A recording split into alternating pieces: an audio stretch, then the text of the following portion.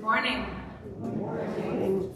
Welcome to the Unitarian Universalist Meetinghouse of Provincetown, where we affirm the inherent worth and dignity of every person, and where we support each other in our spiritual search for truth and meaning. Welcome to all of those of you in the room, and welcome also to those of you joining us from home via YouTube. My name is Rev Kate Wilkenson, and I am so glad that you are here this morning. Before we begin our service, I have a few announcements to share with you. Today at 2 o'clock, we will be having our annual meeting on Zoom. We'll be hearing committee reports, voting on new board officers and members, and presenting our proposed budget for 2022. I hope you can join us for this. We do need a quorum of members to vote on these things. The link to the meeting has been sent out via the folk list, but let us know if you need us to send that again. I was going to embarrass Keith right now, but I don't see him. Am I missing him anywhere? No. Well, speaking of board positions, one transition that is happening at the end of this month is that Keith Hunt will be stepping down as our treasurer after 6 years in that role, 2 3-year terms. We're so grateful to Keith for all of his years of service, and also for reminding us how lucky we are to have such a generous congregation. If there was one thing that Keith said the most number of times during his tenure as treasurer is, we are so lucky to have such a generous congregation. So we will give you your gift another time, Keith, but many thanks to you.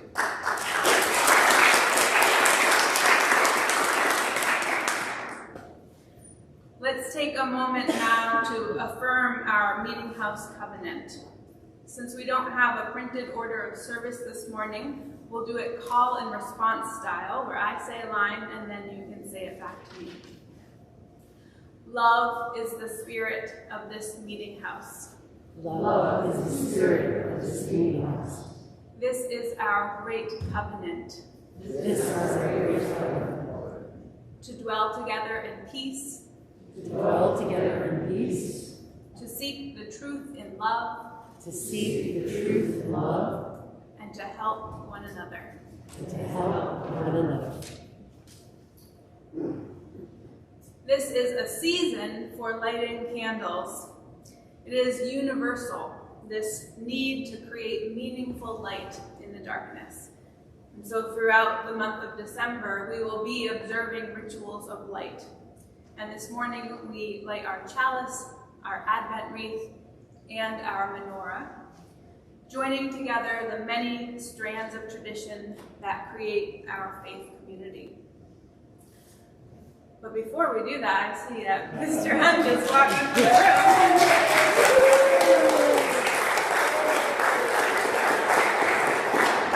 Would you join us up in the front, Keith, just for a moment?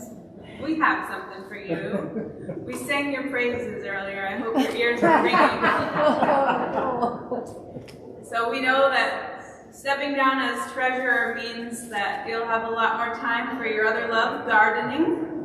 And this is my favorite gardening tool, the hula hoe. It's weeding a snap. And we just want to thank you so much for all you've done as treasurer of this meeting house. Thank you.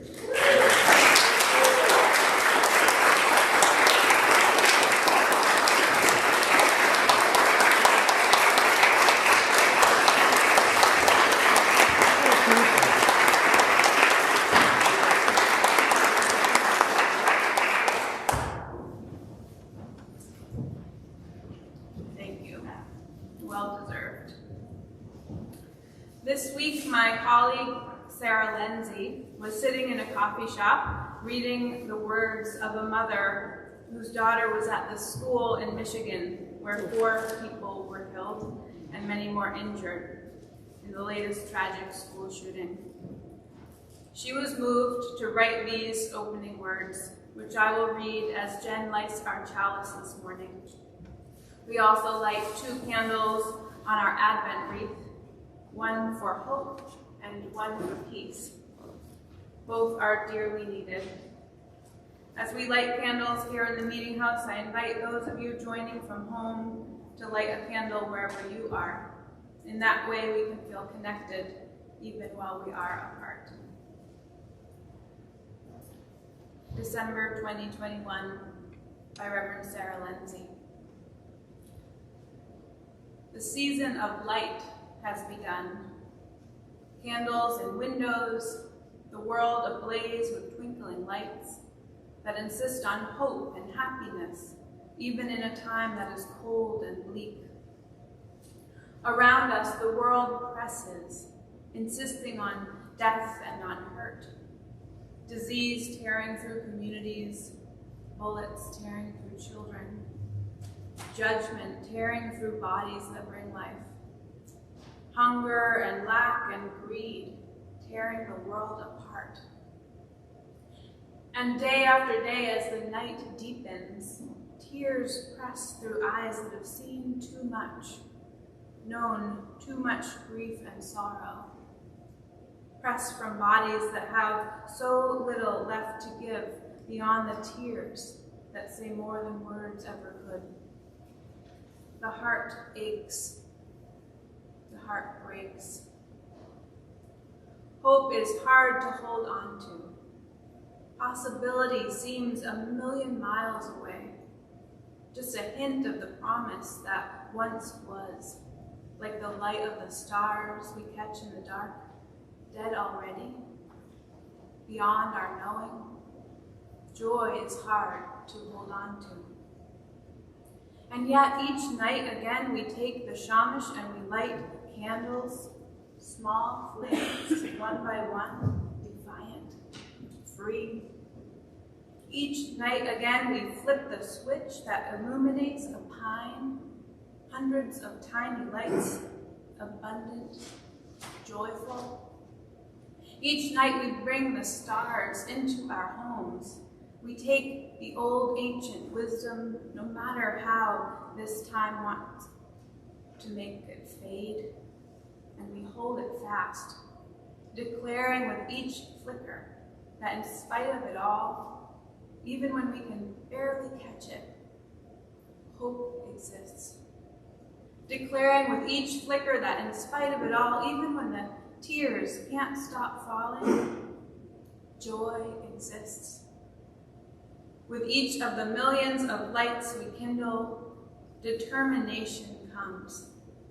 Warmth grows. Love is known. And happiness begins to bloom. So we light them, as we have before and as we will again. We never stop kindling the flame. And now I invite Shira to come forward to light our menorah.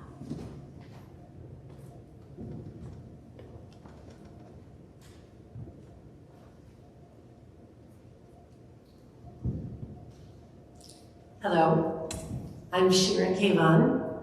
I'm a friend of many in this congregation, and I'm honored that Reverend Kate asked that I light the Hanukkah menorah and say some words now and later about Hanukkah. Tonight is the 8th night of Hanukkah, but today is the 7th day, and previously last night, 7th night of Hanukkah, so I won't be lighting all of the candles.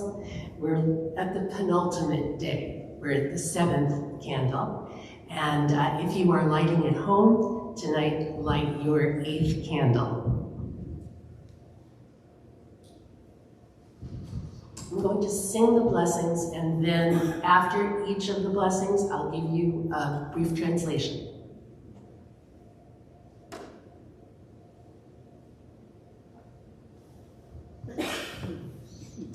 Baruch atah Adonai Eloheinu melech haolam asher kitshanu b'mitzvotav v'tzivanu lehadlik ner shel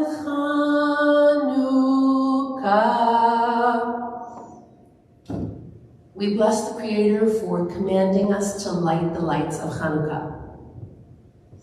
Baruch atah Adonai, Eloheinu melech haolam, she'asa nisim lavoteinu, bayamim ha'em, ba'azman hazeh. We bless the Creator for performing miracles for our ancestors and for us in these days as well. And the last bracha, blessing, that I will say is usually said only on the first night of the holiday. It's called the Shehechianu blessing. And nowadays, the Shehechianu has become kind of my go-to blessing, because Shehechianu says, "Blessed are you, Creator, for having kept us in health, kept us in life, and brought us to this moment to gather together." And if that is not so true in these years now of pandemic, I can't think of another blessing that would be more true. So the last of the three blessings is the Shehechianu. Baruch atah Adonai, Eloheinu melech haolam, shehechianu v'kiyamanu v'higyanu lazman hazeh. Happy Hanukkah, everyone.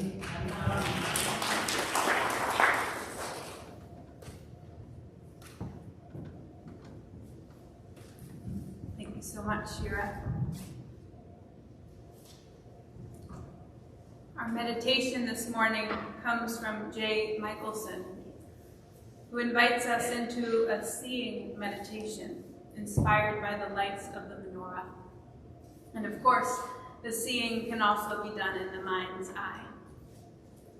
He writes, "Apart from all of the symbolic meanings of the menorah, simply admiring the lights is a beautiful sensory experience. And like all such experiences, it is an opportunity for mindfulness of the body, to provide a pause in the ceaseless march of the mind. This is how the spiritual search is actually a cessation of searching. For in spiritual practice, it is possible to let the soul rest." Hanukkah provides an opportunity to practice seeing meditation, he says. After you light the Hanukkah candles and finish the blessings, sit still for a minute in silence. Keep the body still and notice the exquisite calm of stillness, with only the breath rising and passing away. As thoughts arise, just let them go on their way. See if you can notice the mind grabbing and labeling candle, table, tree, tripod, and just step back a bit to the naked seeing of color and light itself. It's a bit like staring, he says, except your attention and focus are more refined. Try to keep your gaze steady for a period of time, not forcing too hard, but seeing with your body, letting the physical act of seeing take precedence over the mental acts of recognition. Relax. The rushing is over. There's nothing else to do. And here you are, basking in the simple beauty of the Hanukkah candlelight. You might find that the simple act of seeing makes space for holiness to be experienced rather than merely invoked. For the next minute, just sit quietly and see the candlelight.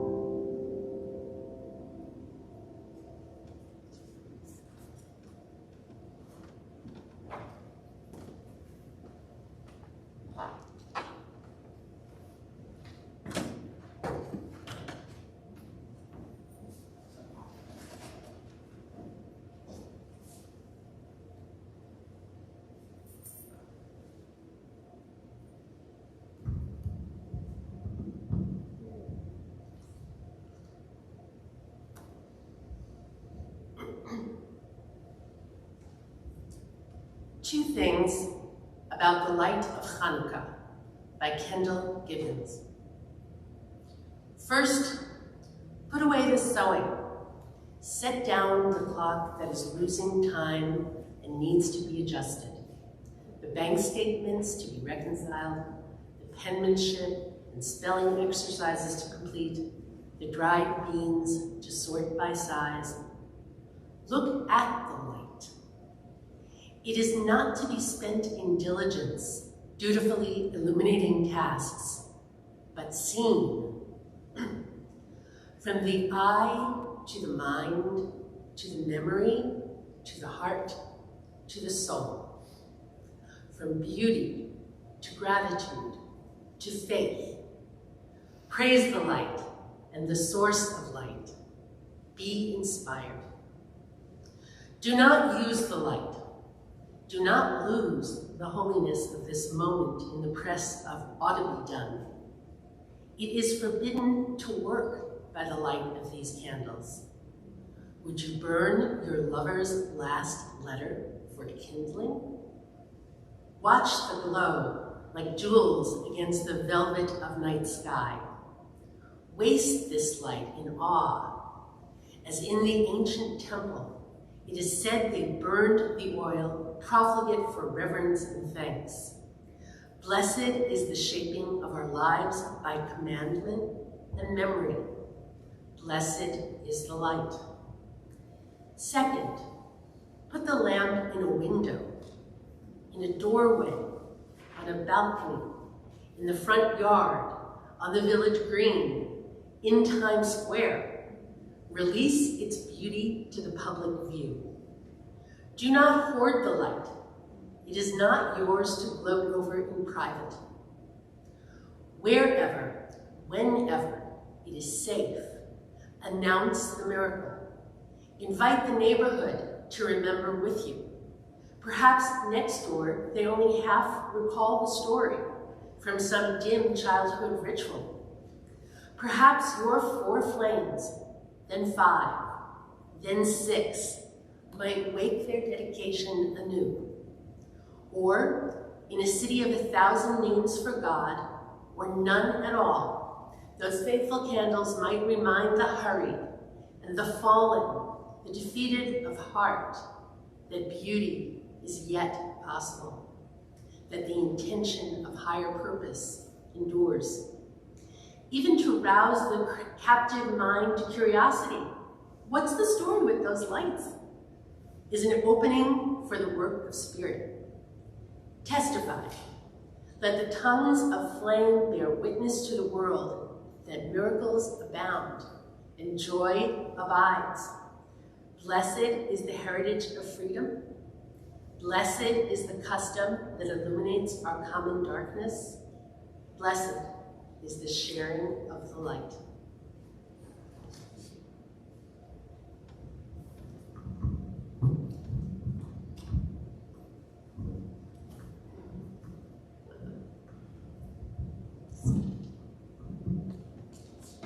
Thank you. Now is the time in our service where we take a collection for the ongoing support of this meeting house and our shared ministry. As we enjoy a musical reflection, our ushers will make their way to you. And those of you watching at home, we welcome your donations through PayPal or Venmo. You can find that information on our website, UUMH.org. On and off site, your gifts will now be gratefully received.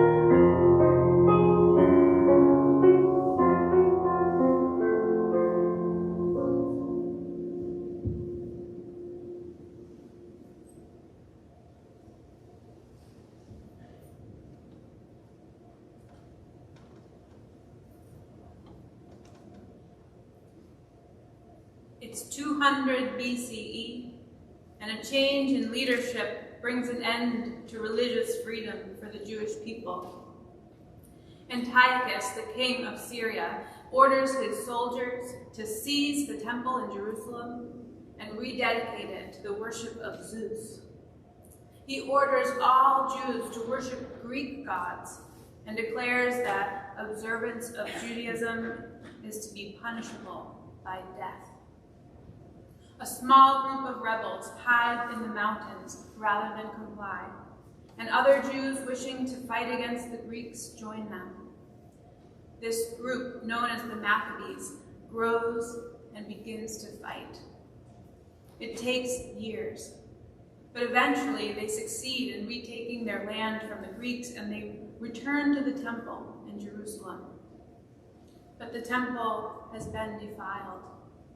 The Jewish troops are determined to purify the temple and to relight the eternal lamp which has always burned there.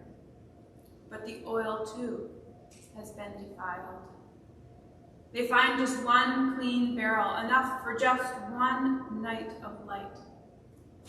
It will take 8 days to procure new oil for the holy lamp, but they light it anyway. They bring light to the darkness for that one night.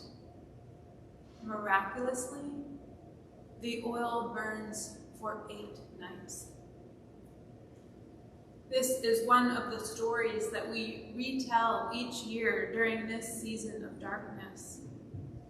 If you listen carefully, you will hear several stories within the story.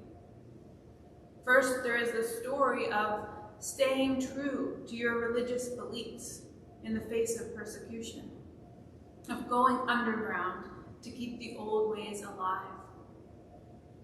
Then there is the story of revolution, of a small band of fighters taking on an army and winning. Next comes the story of reclamation, of reclaiming the temple and of cleansing that which has been defiled. Then comes the story of hope, of lighting a lamp knowing that it does not have enough oil, but lighting it anyway. And last, there is the story of the other miracle, of the oil lasting 8 nights instead of only 1, of faith and hope and struggle being rewarded, a story of joy. It is this story that we tell during Hanukkah, the story of faith and hope and struggle and joy. In a normal year, Rachel Watchstein would be preparing to assemble her entire family, children, mother, siblings, in the Chicago suburbs to cook Hanukkah foods and celebrate the annual Festival of Lights. She'd be sure to cook foods like latkes that celebrate the oil that burned for 8 nights. Last year and this year, she can't do that, so she has to find different ways to celebrate. Hanukkah is a story about everybody's life turning upside down in a flash, she says, and how the people were able to be resilient and persevere. In the past, she says, we'd take time to remember that, but now it feels like we're living it. We know this story, and now it's time for us to live it. Seth Goldstein is a rabbi serving a community in Olympia, Washington. The area code there is 360, and he tries to have a 360-degree view of life, so his TikTok account is Rabbi360. I encourage you to check it out if you're on TikTok. He also co-hosts a podcast called the Golden Podcast, so you know that he likes to play with words. He is hilarious. He's eating a donut every morning of Hanukkah, to celebrate the oil. And he's also an extremely wise spiritual teacher. About this year's Hanukkah festivities in a world still turned upside down, he says, with all that is going on this year, I think many of us feel like that 1 vial of oil, that we only have limited resources to give. And yet we are expected to do so much more. And that's okay. The fear, the anxiety, the discomfort we feel at this time, it's all okay. We need to think about the miracle of Hanukkah differently, he says. It's not just that a small amount of oil lasted 8 times longer than expected. It's that when the small amount of oil was first found, the Jews lit it anyway, without knowing how long it would last. Whatever you have to give is enough, he says. And whatever you have to offer does make a difference. The miracle of Hanukkah is you. So how do we do that? How do we tap into the one vial of oil that we have left, even when we know that it is not going to be enough to keep us going? How do we faithfully engage the world when in our hearts we know that the reserves left in our tank at this point are barely enough to get us out of bed? Is it any wonder we are running low? I mean, we've been tapping into this same tank for almost 2 years now without a refill, right? We've used it to power through a pandemic. We've used the energy to educate ourselves about a virus, completely change our routines and lives, get through a winter of lockdown, figure out isolation and social distancing and Zoom, and how to make a homemade mask. This is a good moment for me to remind you to please keep your masks on during the service. How to keep ourselves and our families and our communities safe. How to show up for our jobs. Then we use that same tank of fuel to fuel a gradual re-entry into the world, to feed the bravery needed to unlearn all the strict rules that we have been teaching ourselves, to unlearn seeing each other as a threat, to relearn how to socially engage.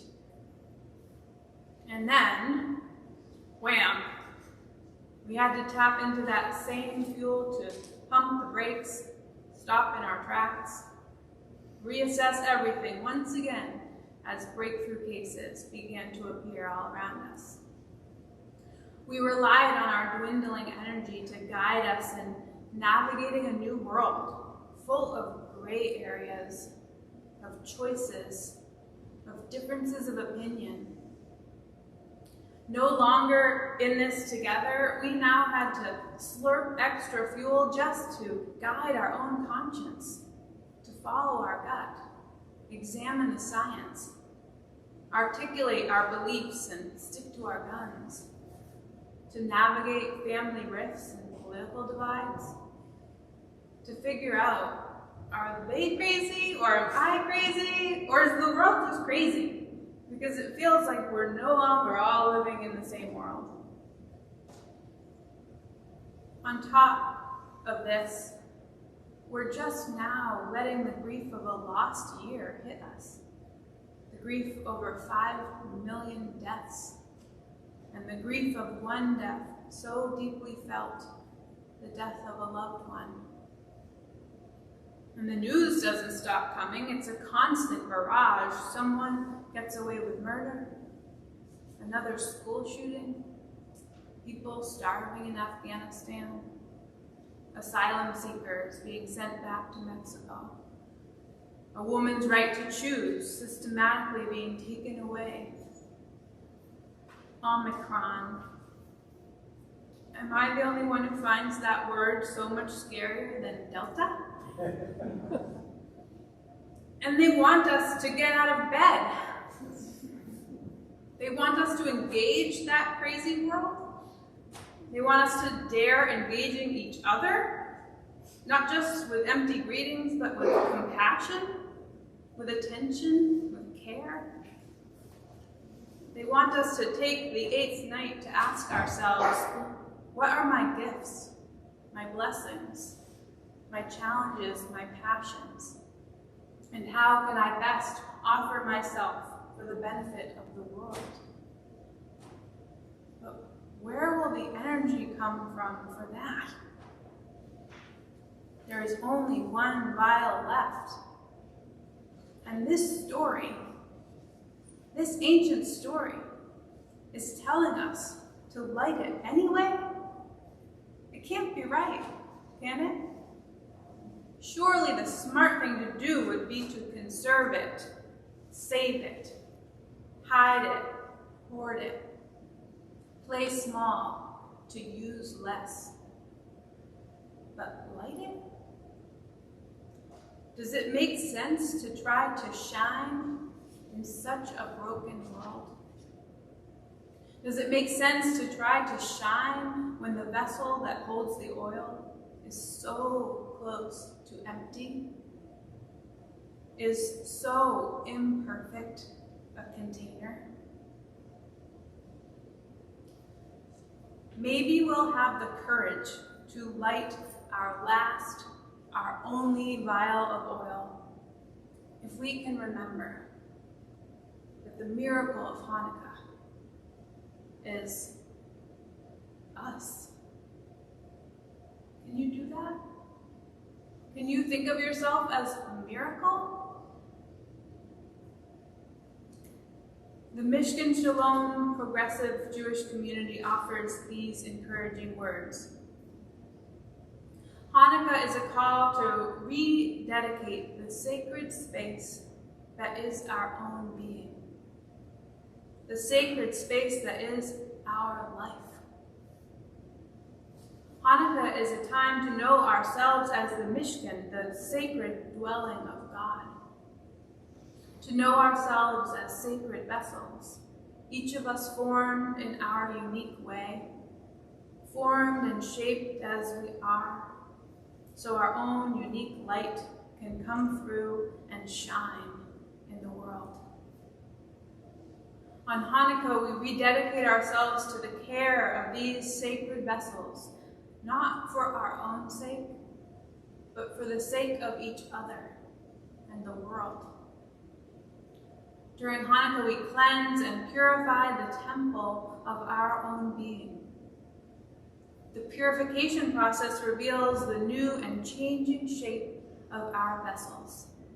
It reveals cracks, holes, brokenness, beauty. The cleansing is not about reaching perfection, but rather it's about being with what is true and finding the strength and humility to let our light shine so that our lives bring forth blessing. On the 8th night, we light the last candle. We marvel that our oil has lasted this long. We gaze at the brilliance of the flames and ask ourselves, what are my gifts, my blessings, my challenges, my passions? And how can I best bring my light to the world? Sit with the candles and feel yourself in all your glory, in your brokenness, fragility, and absolute beauty. Each of us is a dwelling for the sacred. There is just one vial of oil left. Light it anyway. The miracle of Hanukkah is you. Amen. And blessed be.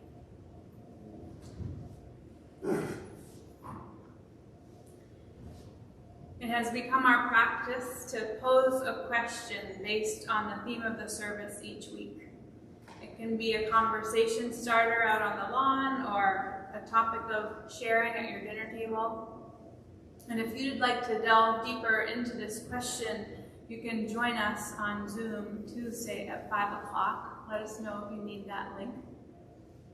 Our question this week is, Hanukkah is a time of purifying, cleansing, and rededication. What would you like to rededicate yourself to this season? What would you like to rededicate yourself to in this season? I invite you to begin thinking about this question as we listen to our postlude. When Brenda is done playing, I invite you to exit row by row, starting from the back of the sanctuary. Thank you so much for joining us this morning. Thank you for joining us this morning from home. Happy Hanukkah. Go in peace.